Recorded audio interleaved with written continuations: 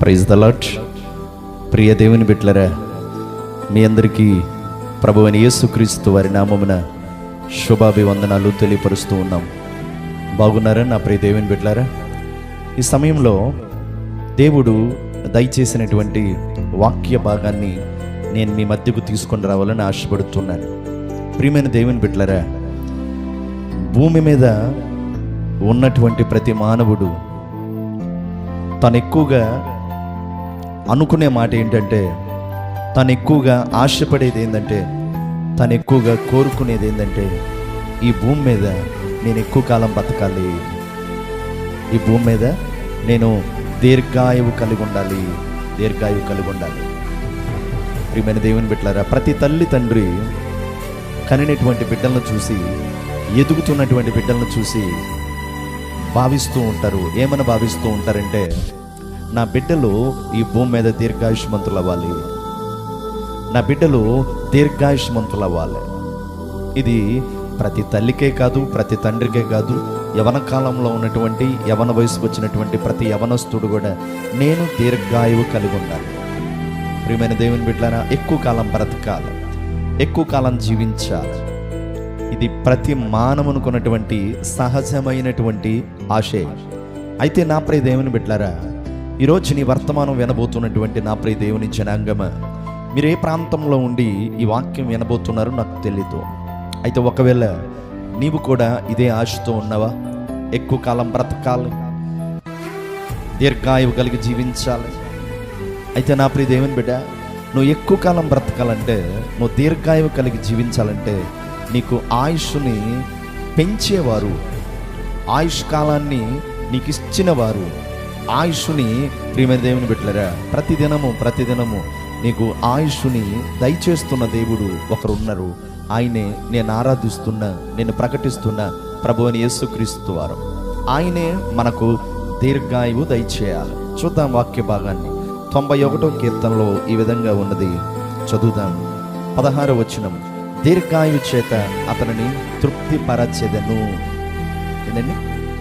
మానవుడు దీర్ఘాయువు అనేది పొందుకుంటే, దీర్ఘాయుష్ అనేది పొందుకుంటే, ఎక్కువ కాలం బ్రతికితే, ఎక్కువ కాలం జీవిస్తే అతను కలిగేది ఏంటంట? తృప్తి. ఈరోజు నా ప్రియ దేవుని బిడ్డలారా, దీర్ఘాయువు చేత అతనిని తృప్తిపరచెదను.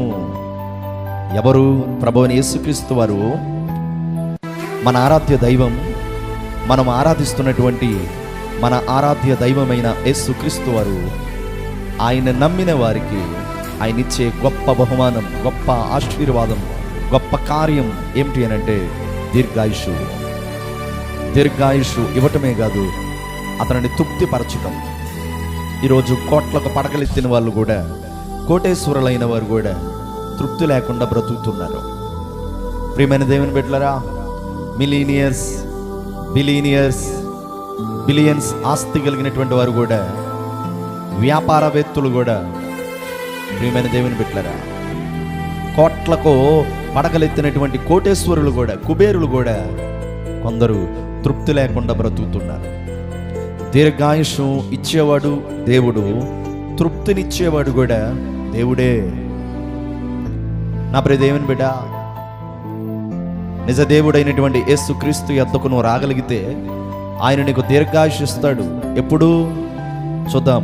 91వ కీర్తన 1వ వచనం, మహోన్నతుని చాటున నివసించువాడు, సర్వశక్తుని నీడను విశ్రమించువాడు. దేవుడు దీర్ఘాయుషు ఎవరికి ఇస్తాడు అన్నది మనం ఆలోచన చేస్తే, మహోన్నతుని చాటున నివసించిన వ్యక్తికి. Praise the lord. మహోన్నతుని చాటున నివసించిన వ్యక్తి, మహోన్నతుడు, సర్వశక్తుని నీడన విశ్రమించిన వ్యక్తి ఎవరైతే ఉంటారో, దేవుడు వారికి దీర్ఘాయుష్నివ్వబోతున్నాడు. ఓ నా ప్రియ యవన తమ్ముడా, దీర్ఘాయుష్ అనేది నీకు కావాలని ఆశపడుతున్నావా? ఎక్కువ కాలం బ్రతకాలి, ఎక్కువ కాలం జీవించాలని కోరుకుంటున్నావా? నీ కోరిక తప్పులేదు, మంచిదే. నీ ఆశ తప్పులేదు, మంచిదే. అయితే నువ్వేం చేయాలి? మహోన్నతుని చాటును నివసించు. Praise the lord. మహోన్నతుని చాటును నివసించు, సర్వశక్తిని నీడను విశ్రమించు. అంటే మహోన్నతుడు, మహా ఉన్నతమైన దేవుడు ఒకరు ఉన్నారు. సృష్టిని సృష్టించిన సృష్టికర్త, ప్రకృతిని చేసిన సృష్టికర్త, గాలి గమనముల మీద ప్రయాణం చేయగలిగిన సృష్టికర్త, సముద్రమును ఆరిని నేలగా చేసి రహదారిగా చేసి తన బిడ్డలను నడిపించిన సృష్టికర్త, సముద్రం మీద నడిచిన సృష్టికర్త, మేఘవాహనుడుగా మేఘమనే వాహనముగా చేసుకొని మేఘవాహనుడుగా వస్తున్న సృష్టికర్త దేవుడైన యేసుక్రీస్తు వారు ఒకరున్నారు. ఆయన మహా ఉన్నతమైన దేవుడు. ఆయన చాటును నివసించాలి. స్తోత్రం. ఆయన చాటును నివసించాలి. ఆయన రెక్కల నీడలోకి రావాలి. ఆయన పాదముల దగ్గరకు రావాలి. అలా ఎవరైతే వస్తారో, ఆ సర్వశక్తుని నీడను ఎవరైతే విశ్రమిస్తారో, ఆ సర్వశక్తుని నీడలోకి వస్తారో, అలా వచ్చిన వారికి అడగకుండానే దేవుడు వారికి ఏమిస్తానంటున్నాడు? దీర్ఘాయుష్ ఇస్తానంటున్నాడు. హల్లెలూయా. ఈరోజు నా ప్రియ దేవుని బిడ్డలారా, దీర్ఘాయుష్ చూడకుండానే చాలామంది అర్ధాయుషులోనే ఈ లోకాన్ని విడిచిపెట్టి వెళ్ళిపోతా ఉన్నారు. మానవుని సహజ ఆయుష్కాలము ఎంత అని మనం బైబిల్ వెతికితే దేవుడు చెప్తున్నాడు. ప్రియమైన దేవుని బిడ్డలారా, మానవుడు 70 సంవత్సరములు దేవుడిచ్చిన ఆయుష్కాలం. అధిక బలము ఉన్న ఎడల మరొక 10 సంవత్సరాలు, 80 సంవత్సరాలు అయినను వాటి వైభవం ఆయాసమే, దుఃఖమే అన్నది మనం చూస్తూ ఉన్నాం.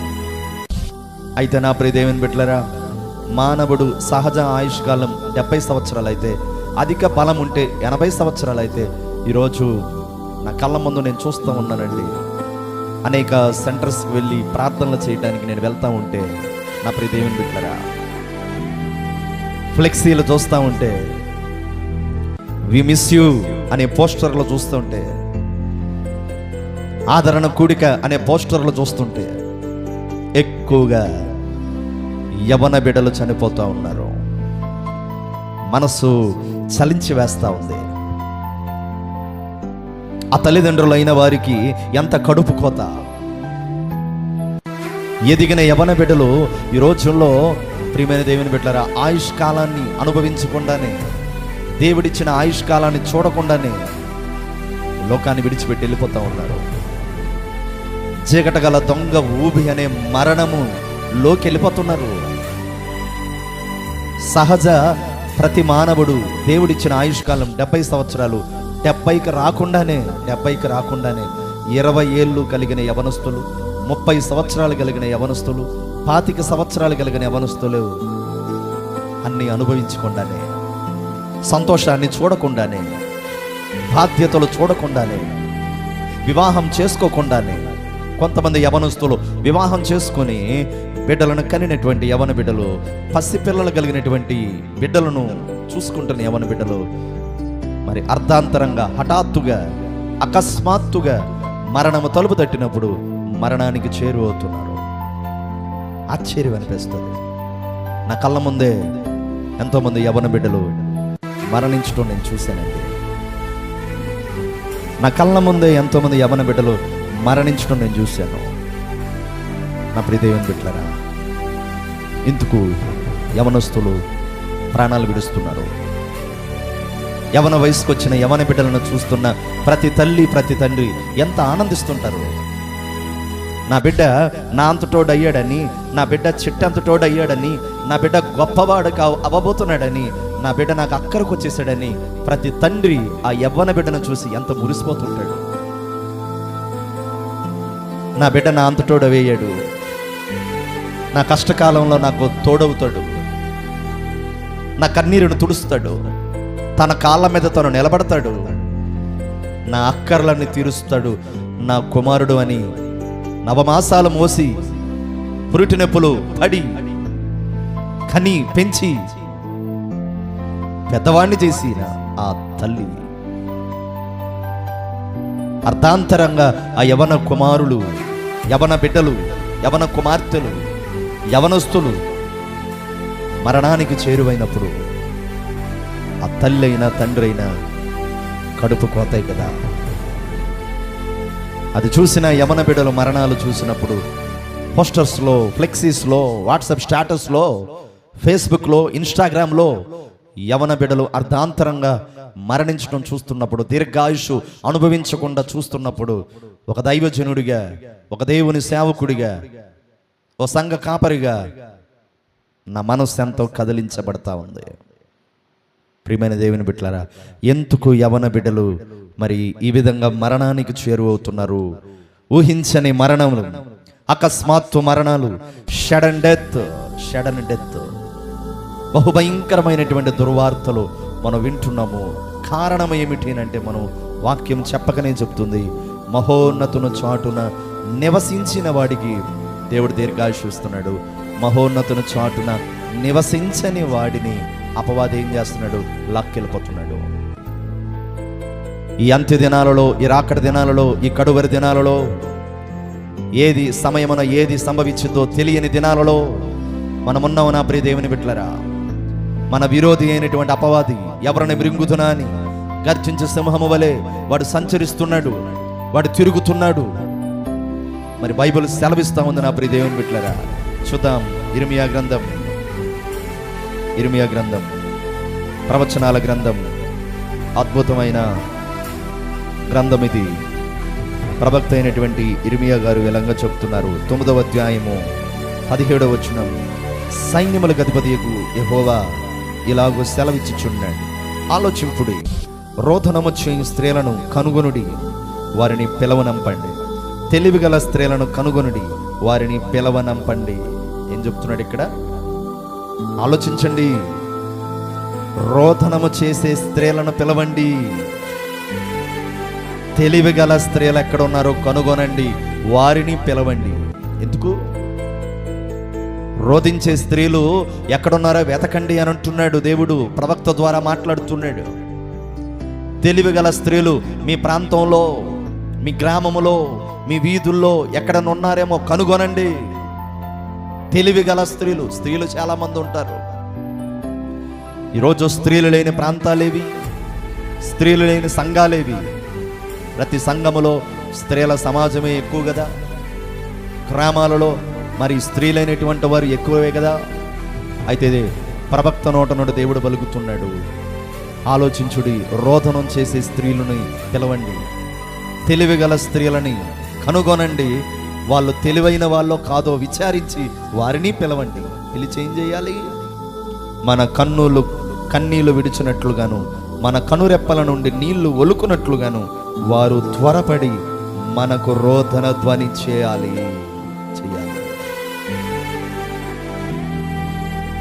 రోదన చేసే స్త్రీలను, తెలివిగల స్త్రీలను కనుగొని వాళ్ళని పిలిచి, వాళ్ళు ఎక్కడ ఉన్నారో వాళ్ళని కనుగొని వాళ్ళని పిలిచి మన కొరకు వాళ్ళు రోధించేటట్లుగా, మన కొరకు వాళ్ళు కన్నీరు గార్చేటట్లుగా, వాళ్ళతో కలిసి మీరు కూడా కన్నీరు గార్చేటట్లుగా రోధించండి అని ప్రవక్త అంటున్నాడు. ఎందుకు రోధించాలి? ఎందుకు కన్నీరు గార్చాలి? ఎందుకు రోదనం చేసే స్త్రీలు కావాలి? ఎందుకు తెలివైన స్త్రీలు కావాలి? ఎందుకు కన్నీరు కార్చాలి? ఎందుకు అనంటే ప్రవక్త అంటున్నాడు ఇక్కడ, మనము వలసపోతుమే, సిగ్గునొందితమే, వారు మన నివాసములను పడగొట్టగా మనము దేశము విడవవలసినే అని సియోనులో రోదన ధ్వని వినపడుచున్నది. స్త్రీలారా, యెహోవా మాట వినుడి, మీరు చెవియొగ్గి ఆయన నోటి మాట ఆలకించుడి. మీ కుమార్తెలకు రోదనం చేయి నేర్పండి, ఒకరికొకరు అంగలార్పు విద్య నేర్పండి. వీధుల్లో పసిపిల్లలు లేకుండా, రాజ్య మార్గాల్లో యవనస్తులు లేకుండా మరణము మన కిటికీలను ఎక్కుచున్నది. చూసారా? తెలివిగల స్త్రీలు, రోదనం చేసే స్త్రీలు ఎక్కడున్నారో కనుగొని మీ గృహాలకు పిలిపించి ఉపవాస ప్రార్థనల్లో స్త్రీలైనటువంటి వారందరూ కన్నీరు గార్చండి. రొమ్ములు బాదుకొని ఆడవండి, ప్రార్థించండి. ఉపవాస దినము, ప్రతిష్టమైన దినములు పాటించండి. మీ కుమార్తెలకు అంగలార్పు విద్యను నేర్పించండి. మీ కుమార్తెలకు విద్య నేర్పిస్తున్నారు, గవర్నమెంట్ స్కూల్లోను ప్రైవేట్ స్కూల్లోనూ చదివిస్తున్నారు విద్య. ఆ విద్యతో పాటు అంగలార్పు విద్య కూడా నేర్పండి. కన్నీరు గార్చే విద్యను నేర్పండి, ప్రార్థనలు చేసే విద్య నేర్పండి. తల్లులారా, ఎందుకో తెలుసా? వీధులలో పసిపిల్లలు లేకుండా, రాజ్య మార్గాల్లో యవన బిడ్డలను లేకుండా మరణము మన కిటికీలను ఎక్కుచున్నది. మరణమనే సంహార దూత, అపవాది, మన విరోధి పసిపిల్లలను లేకుండా చేస్తున్నాడు, యవనస్తులను లేకుండా చేస్తున్నాడు. రోజు హైవేల్లో, రోడ్ల మీద, హైవే సెంటర్స్లో, బైపాస్లలో ఎందరో యవన బిడ్డలు రోడ్ల మీద యాక్సిడెంట్ అయి పడిపోయి వికట జీవులైపోయి ప్రాణాలు కోల్పోయిన యవన బిడ్డలను చూస్తున్నప్పుడు ప్రాణము తల్లడిల్లిపోతుందండి. మరణము యవన బిడ్డలను లాక్కెళ్ళిపోతా ఉంది. మరణము పసిపిల్లలను లేకుండా లాక్కెళ్ళిపోతా ఉంది.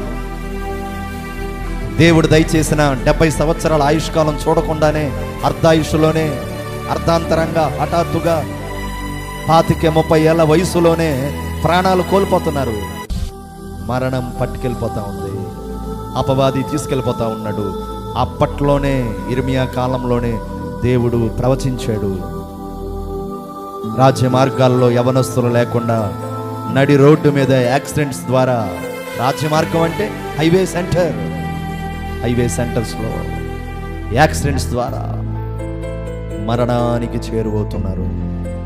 అమ్మా, 2 చేతులు జోడించి చెప్తున్నా, ఎదిగిన నీ యవన బిడ్డల కొరకు అంగలార్చమ్మా. నీ బిడ్డలో ఎదిగారు, నీ బిడ్డల యవన వయసులో ఉన్నారు. నీ బిడ్డలో దీర్ఘాయుష్మంతులు అవ్వాలంటే, మహోన్నతుల చాటున నివసించాలని చిన్నతనం నుండే నీ బిడ్డలను మహోన్నతుల చాటున తీసుకొనిరా. నీ బిడ్డల కొరకు అంగలార్చు, నీ బిడ్డల కొరకు ప్రార్థించు. ఓ తల్లి, రేయి మొదటి జామును లేచి నీ బిడ్డల కొరకు హృదయాంతరంగంలో నుండి కుమ్మరింపు ప్రార్థన, కన్నీటి ప్రార్థన, అంగలార్పు ప్రార్థన, ఉపవాస ప్రార్థనలు. తెలివిగల స్త్రీలను, రోదనం చేసే స్త్రీలను పిలిపించుకొని, స్త్రీలైనటువంటి వారందరూ, తల్లులైనటువంటి వారందరూ ఓ ప్రార్థన ఇంటిలో ప్రార్థన సమావేశం పెట్టుకొని, వారములో 1 దినమన్నా, వారములో 2 దినములన్నా మీ పిల్లల కొరకు మీరు ప్రార్థనలు చేయాలి. రోజులు బాగోలేదు, దినములు చెడ్డవి. మరణము ఎవరిని పట్టుకొని వెళ్ళిపోతుందో తెలీదు. ఈరోజు కనిపించిన వ్యక్తి రేపు ఉండట్లేదు. మరణానికి వయసుతో పని లేదు, మరణానికి కులంతో పని లేదు, మరణానికి మతంతో పని లేదు, మరణానికి అధికారితో పని లేదు, మరణానికి నాయకుడితో పని లేదు, మరణానికి ఏ వ్యక్తితోనో పని లేదు. ఇదిగో అతను వ్యక్తిని చూసి, అధికారాన్ని చూసి, నాయకత్వాన్ని చూసి, వయసును చూసి ఆగుదాములే అని అనుకోదు మరణం. కనికరము లేదు మరణానికి, కరుణ ఉండదు మరణానికి. అటువంటి మరణం ఏదో ఒక సమయమున పొంచి ఉంటుంది. పొంచి ఉన్న మరణము నీ బిడ్డలను మింగకుండా ఉండగానే, నీ బిడ్డలను మింగకుండా ఉండాలంటే, చీకటి గల దొంగ ఊబి అనే మరణము నీ బిడ్డలను పట్టుకోకుండా ఉండాలంటే, రేయి మొదటి జామున లేచి నీ బిడ్డల కొరకు ప్రార్థించు. అంగలార్పు విద్య నీ బిడ్డలకు నేర్పించు. తెలివిగల స్త్రీలు, రోదన చేసే స్త్రీలు, అంగలార్చే స్త్రీలు ఎక్కడున్నారో కనుగొను, వెతుకు. వాళ్ళు కనబడినప్పుడు వాళ్ళతో సహవాసం చేస్తూ, సహవాస సంఘ కార్యక్రమంలోకి వచ్చి ప్రార్థించు. రోజులు బాగోలేదు. నీ బిడ్డలకు దేవుడు దీర్ఘాయుష్నివ్వాలి. నీ బిడ్డలు ఎక్కువ కాలం బ్రతకాలి. నీ బిడ్డలు గొప్ప వాళ్ళు అవటం నువ్వు చూడాలి. ఓ దైవజనుడిగా నేను ఆశపడుతున్నాను, కుటుంబాలు బాగుండాలి, బిడ్డలు బాగుండాలి. ఎదిగిన బిడ్డలు మరణానికి చేరువ అవ్వకుండా ఉండాలంటే, తల్లులారా, తండ్రులారా, అంగలార్పు విద్యను మీ బిడ్డలకు నేర్పండి. మహోన్నతుని చోటను నివసించేటట్లుగా మీ బిడ్డలను అలవర్చండి. ఆ రీతిగా సర్వశక్తుని నీడను విశ్రమిస్తే, దేవుని దయలో, దేవుని కరుణలో, దేవుని కృపలో దాగి ఉంటే నీ బిడ్డలకు దీర్ఘాయుష్నిస్తాడు, తృప్తిపరుస్తాడు. అంత మాత్రమే కాదు, నా రక్షణ అతనికి చూపించదని అంటున్నాడు, రక్షిస్తానంటున్నాడు. ఈరోజు ఎంతోమంది యవ్వన బిడ్డలు బాప్తీసం లేకుండా, రక్షణ లేకుండా మరణిస్తున్నారు. యేసు రక్తంలో కడగబడకుండానే మరణిస్తున్నారు.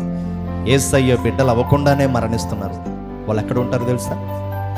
ఆరని అగ్ని, చావన పురుగు నిత్యము మండుచున్న అగ్నిగుండం అనే పాతాళము అనే నరకంలో. ఎంత వేదన! నరకంలోకి నీ బిడ్డలు వెళ్ళకూడదు, నశించిపోకూడదు.